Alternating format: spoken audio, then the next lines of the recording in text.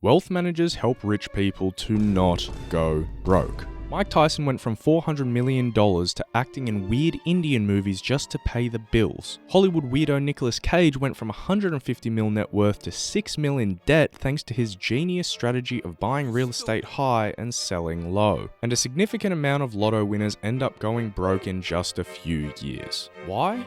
Because making money and keeping it are two completely different things. And that's where wealth managers come in. They help you manage investments, minimize taxes, plan for the future, and make sure you don't leave $12 million to your dog instead of your children like hotel tycoon Leona Helmsley did. So in this video, we're going to dive into what wealth management is, how they do what they do, how much money they make, and whether or not it'd be a cool career for you to go down.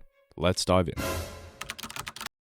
Wealth managers manage wealth, which means they help high and ultra high net worth individuals invest, manage, and grow their fortunes while also helping with basically any other financial problem they might have. You want to pay minimum taxes on that $15 million bonus you just got? Call your wealth manager. You need a yacht registered in the Caymans so it's no longer a taxable asset? Wealth manager. You want to make sure all 14 of your kids get $1 million trust fund on their 18th birthday? You call the same damn number. What they actually do though comes down to 5 main duties: investment management, financial planning, tax planning, retirement planning, and estate planning. A lot of fucking planning. Let's dive into specifics. Just because you've made a couple of dollars doesn't mean you know how to invest them. Take your hat off, boy, that's a dollar bill! So wealth managers will help rich folks set up a portfolio of investments that matches their specific needs. What's your goal? What's your risk tolerance like? Are you only wanting to invest in ESG assets? Do you want exposure to crypto? What about early stage startups? Whatever it is, you sit down, you talk, they figure out your wildest dreams and craft a portfolio specifically for you, which ends up being a fairly ongoing thing, by the way. It's usually not as simple as set and forget. Markets always moving, economy's always changing, and oftentimes so are your priorities and goals. So talking to clients on the regular, touching base, and making sure we're all clear on what we're trying to do in the portfolio is definitely part of the daily to-do list for a ton of wealth managers. This is basically babysitting rich people when it comes to how they spend their money. You can afford this, but not this. If you buy one of these, you're gonna have to sell one of those. And no, you most definitely cannot afford another apology Birkin for your wife, but seeing as you never got her to sign a prenup, it'll still end up cheaper than losing the Hamptons house and paying her monthly alimony. What? So whatever. Again, let's get clear on your goals and then I'll babysit you towards getting there.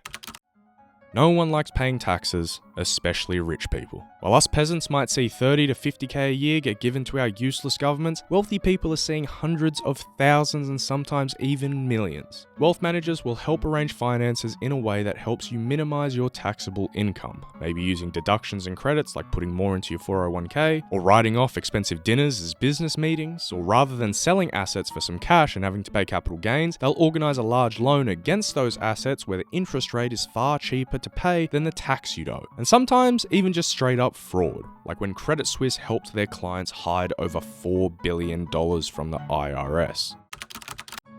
What could be more heartbreaking than finally grinding your way to millions of dollars only to lose it at some point down the line and end up being a peasant again? Wealth managers are going to help you make the responsible, safe, don't touch kind of investments that'll keep the money around for you even when you're old and decrepit. Setting things up like rental properties, dividend stocks, high yield savings accounts, and probably some long-term bonds that'll generate steady, passive income over the long run. This is the generational wealth aspect of being rich. When you want to pass on your coin, you can't just organize a bank transfer when you die.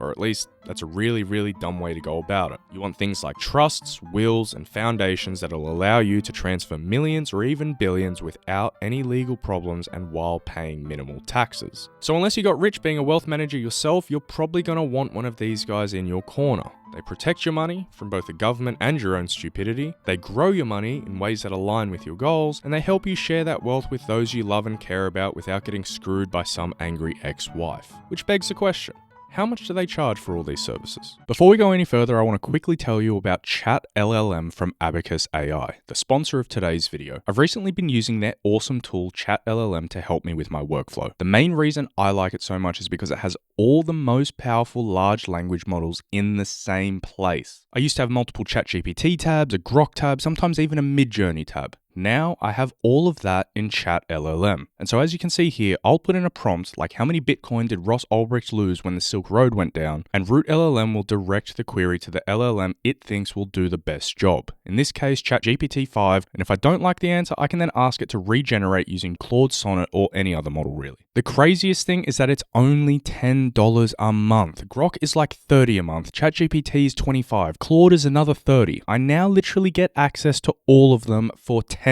Oh, and don't forget about the $50 that Midjourney costs. Yes, Chat LLM handles image and video generation like a pro. Guys, this one will honestly save you money and make your workflow so much easier. Go visit chatllm.abacus.ai, click the link in the description to check them out. A big thanks to the Abacus team for sponsoring the channel. Now let's get back to the video. I want to introduce you to the 1% law. Wealth managers charge the top 1%, 1%. So if I manage $100 million for you, I'm going to take $1 million a year as a management fee. And considering how much money there is in the world, these fees add up quick. For instance, in 2024 alone, Morgan Stanley's wealth management team made $28.4 billion. Bank of America did $22.9 billion, and Goldman Sachs did around $16 billion. To put it another way, Statista believes that total assets under management for wealth management in 2025 will grow to $168 trillion.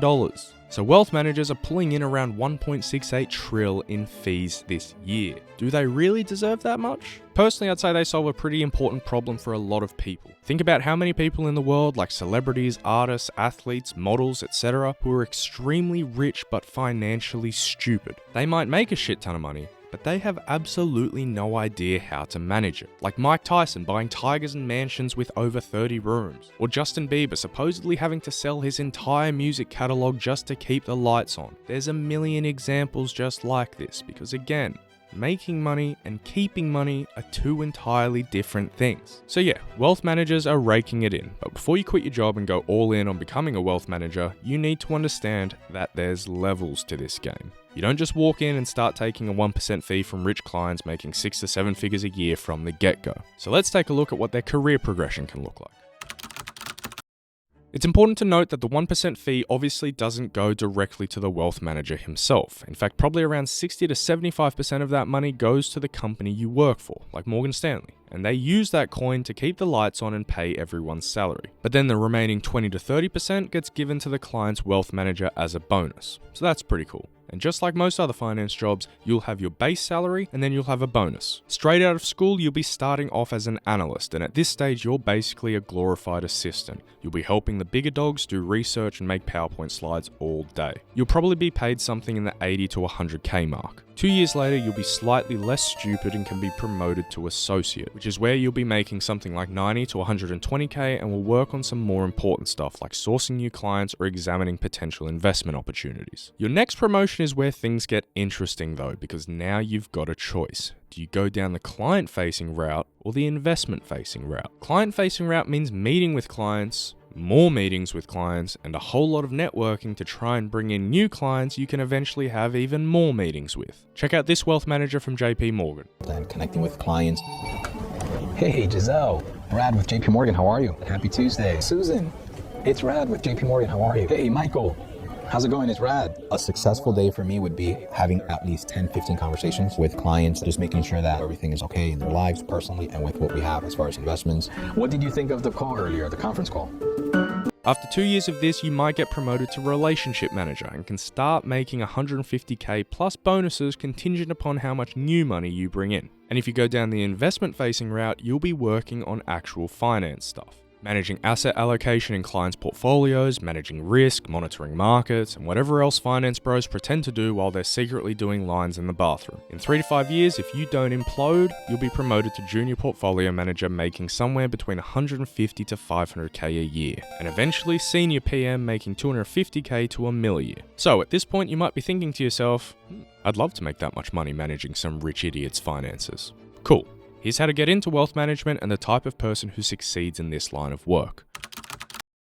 First things first, you need a degree, a bachelor's in finance, accounting, or economics most likely. And that's just the bare minimum, because now you need to stand out amongst the thousands of other wannabe finance bros hustling for the same entry-level PowerPoint monkey jobs. So you'll probably want things like other professional qualifications like CFA, CFP, or FRM quals, or maybe experience working in finance from past internships or jobs, or better yet, maybe just some super rich parents that'll park their money in the wealth management team of the firm you want to work at. But smarts and connections aren't all. It takes a certain kind of personality to survive in wealth management. Like, can you consistently pretend to like your clients even though they're Kardashian level dumb? Do you know how to do your own laundry? No. Can you keep a smile on your face after your client breaks the financial planning rules you just went over yesterday that she said she was happy with? So much of the job is about networking, kissing clients' asses, and charming your way into them handing over millions of dollars. And that's just the people skills. Then you've got the financial analytical skills to back it up. Do you have the discipline to stay on top of market trends 24/7? Can you communicate complex financial topics to people who think the NASDAQ is a prescription medication? Will you stay organized and be able to juggle multiple clients without mixing up their info and details? And most importantly, literally the most important skill above all of this, can you play golf? You think that's a joke? Do you know how expensive memberships are at some of these private golf clubs? Liberty National in New Jersey, $500,000. Sebenak in New York, $650K. Trump's Golf Club in Florida, you need $1 million. In other words, golf clubs are exactly the kind of place where you're gonna find your clients. Get good at intentionally losing a few games, kissing some rich old white guy's ass, and boom, a couple more $1 million to manage. Anyways, that's it for this video. Let me know in the comments below what other careers you want me to explore. I've got a list I'm working through and will add yours to it if I think it's interesting. Thanks for watching. Please remember to like, comment, and subscribe, and I'll see you in the next one.